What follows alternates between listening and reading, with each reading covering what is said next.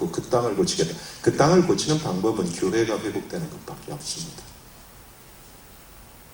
그래서 가장 통곡하면서 울며 기도해야 될 곳이 교회입니다. 교회는 비난의 대상이 될 것이 아니라 기도의 대상이 되어야 됩니다. 왜? 예수님께서 누구를 위해서 기도하고 있어요, 지금? 중보기도 하시는 분입니다. 그죠? 하나님께서 예수님이 영원한 중보자이십니다. 그분은 교회를 위해서, 이 땅을 위해서 기도해요. 그분이 피 흘린 것은 교회를 위해서 피 흘려주셨습니다. 교회는 근데 비난의 대상이 되고 있어요. 중보의 대상이 되어야 됩니다. 우리가 교회입니다. 우리도 우리 교회를 비난한다면 우리는 우리 스스로 손가락질하는 것밖에 안 됩니다. 우리는 기도해야 합니다. 지금 그 시점에 왔습니다.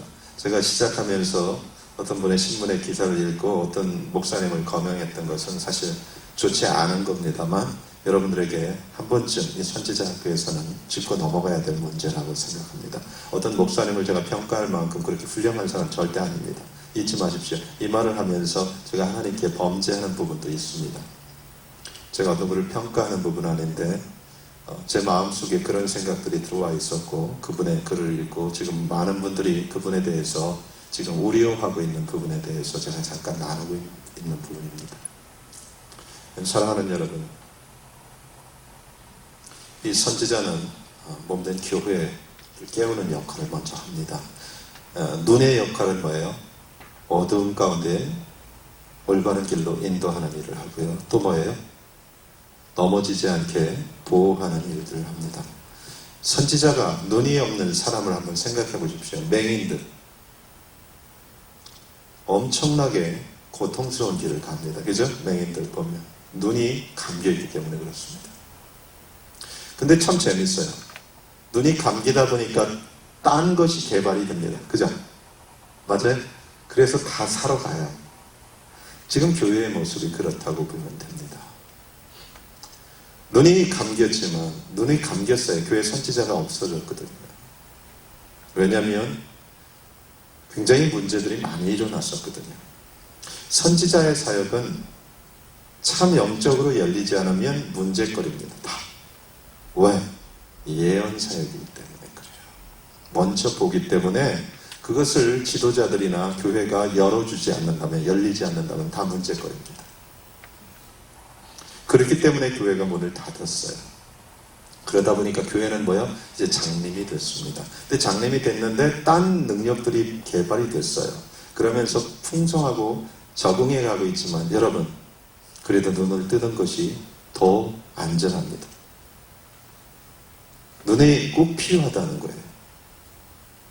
눈이 없다면 교회는 방향을 잃게 되고 어디로 가는지 모르고 어둠 속을 헤매게 됩니다. 뿐만 아니라 원수의 공격에 그냥 끊임없이 당하게 됩니다. 제가 이렇게 자주 얘기하는 모닝스타 같은데 기자 릭 조이너 목사님, 그 교회는 어떻게 한다고요?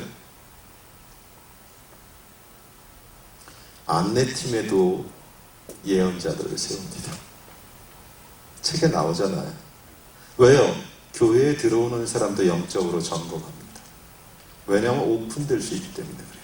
그 안내팀에 있는 사람들도 예언자들을 세웁니다. 왜냐하면 잘못된 사람이 들어와서 교회를 어지럽힐 수 있거든요. 그래서 영적으로 민감한 사역자들이 곳곳에 서 있습니다. 그것이 뭐예요? 적군, 원수의 공격을 막는 방법이에요. 굉장히 깨어있는 교회입니다. 그리고 그 교회는 사실 오중직임, 에베소 4장의 모든 것을 이루고 완전한 교회로 만들려고 몸부림치는 교회이기 때문에 그렇습니다. 이것이 제대로 은사대로 하는 사역입니다. 우리는 은사 그러면 그냥 가르침의 은사만 생각해요. 섬기는 은사. 하지만 은사는 가장 중요한 은사는 뭐예요? 실제 교회를 온전케 하는 은사들이 오중직임에 들어가 있어요.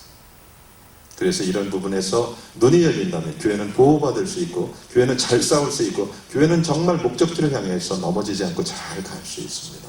지금은 그래서 제가 늘 얘기하지만 선지자 사역이 일어날 때입니다.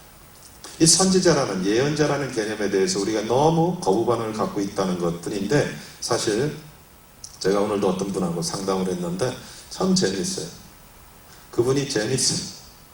한국에 전화 걸어서 자기가 어떻게 될지 점쟁이 찾아가서 물어보라고 했대. 근데 그분이 예언을 굉장히 싫어해요.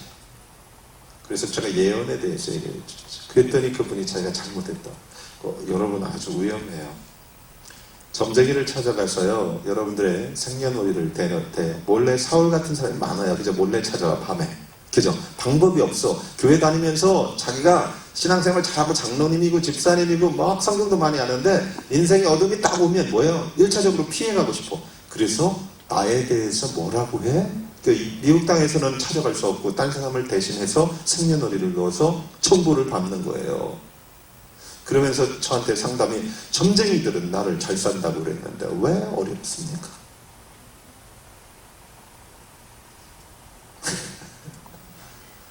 점쟁이들은 잊지 마십시오.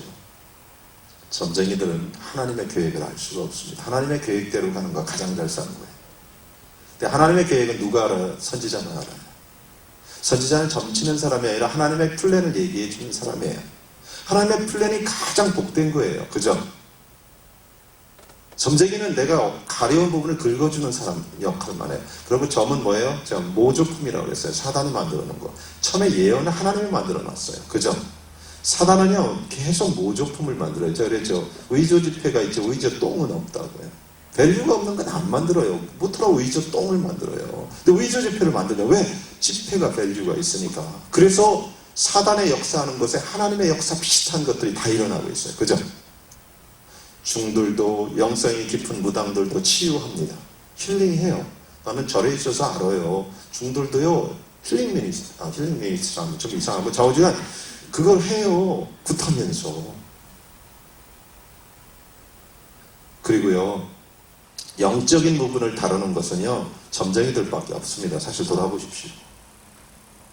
영혼 결혼식이라는 거 봤어요? 절에 가면요, 그냥 중들은 그거 안 해요. 기도해 갖고 금식해 갖고 영안이 열린 중들이 그거 합니다. 영혼 결혼식.